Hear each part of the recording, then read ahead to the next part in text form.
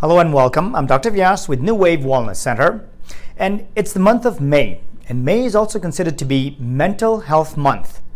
And it couldn't come at any better time than this right now, right? Because we are facing a lot of different stressors in our lives now. It's not like stress wasn't there before, but this is a time where this stress is different because there is a lot of uncertainty around a lot of things.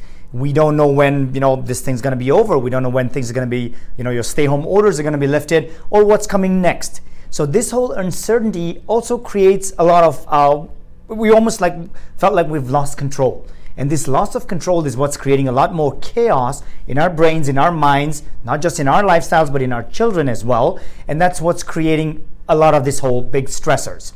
Sympathetic mode, right? So I'm going to talk to you about how we can actually take care of our mental health, during these challenging times. So the first thing, let me start off with just the first thing, and that is we all need to take some time for self-care. Now, what do I mean by self-care? It's time for ourselves. We are stuck at home with our children, the wives, the parents, the partners, somebody's home, you have the dog running at you all the time. So there's a lot of things where you're being pulled in 10 different directions, and sometimes you feel like you just don't get time for yourself.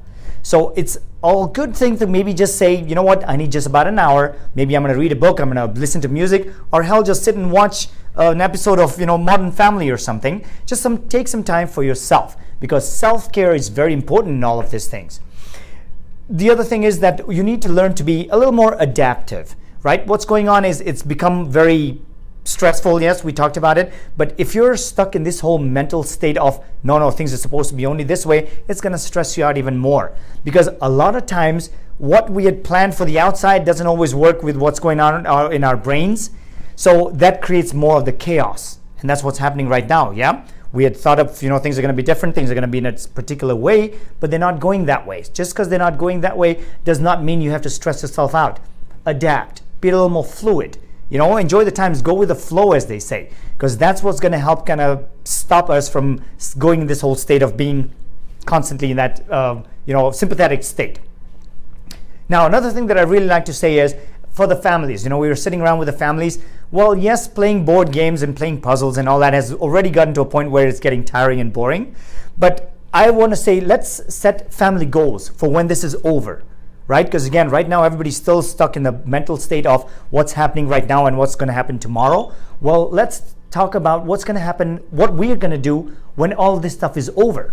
So set a family goal, set a family trip. Because I know for us, is a big thing is in the summers, we usually go on a camping trip. We go to the air show and then we go on a camping trip, which the kids look forward to. And they already had questions of, hey, what are we going to do? So we're already looking forward to what we can do. Maybe, look for different places. We'll find out if there's different campgrounds around somewhere else that are open that allow us to do things. So have a family goal. Set a goal of something to do when this whole thing is over. Because it will be over, right? Yes, we know it sounds like, uncertain times again.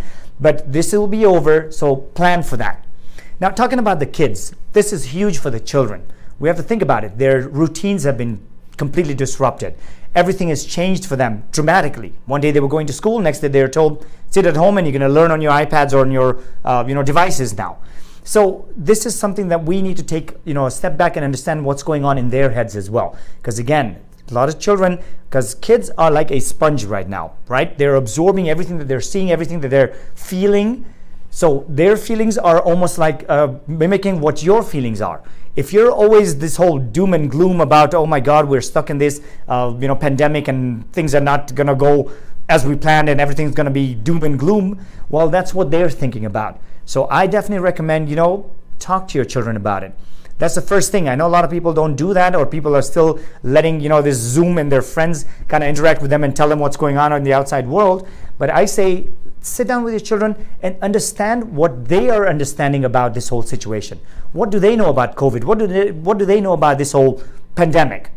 Sometimes it's a good thing because they may have heard, they may have read something that could be misleading. So it's a good thing for you to understand, well, for you, first of all, to understand what's going on, and also being able to, explain it to them in a slightly different way, and maybe clear off a lot of this misunderstandings that they may have of what's going on.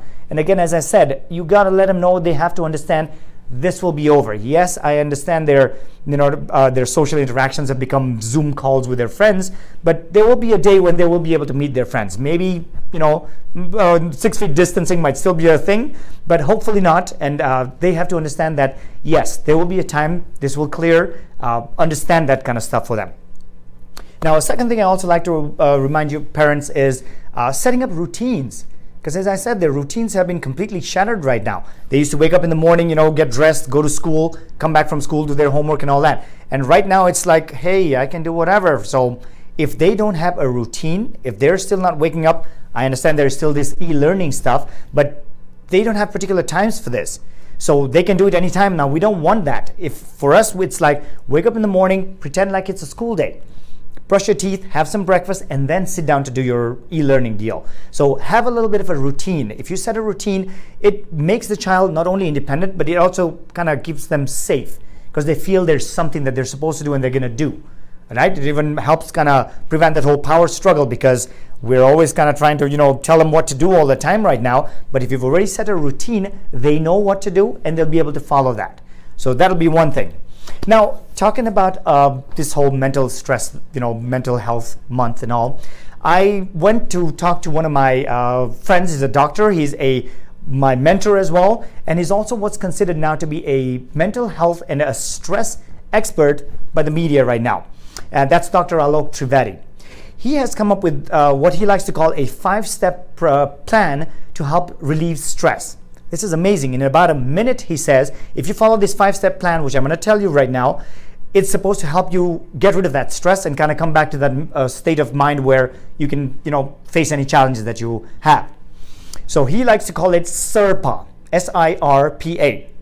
S stands for slow down, right? We're still, the way I said, being pulled in 10 different directions at what's going on. So slow down, take some time for yourself, reprocess certain situations and understand what's going on. So we got to slow down your mind. Second one is inspire, or the big thing with that is breathe. Inspire yourself by breathing. When you breathe, as I said, this whole anxiety is causing everybody to take, very shallow and small breaths. Well, take a few deep breaths, breathe. We've all forgotten how to breathe. So breathing is very important. Do that.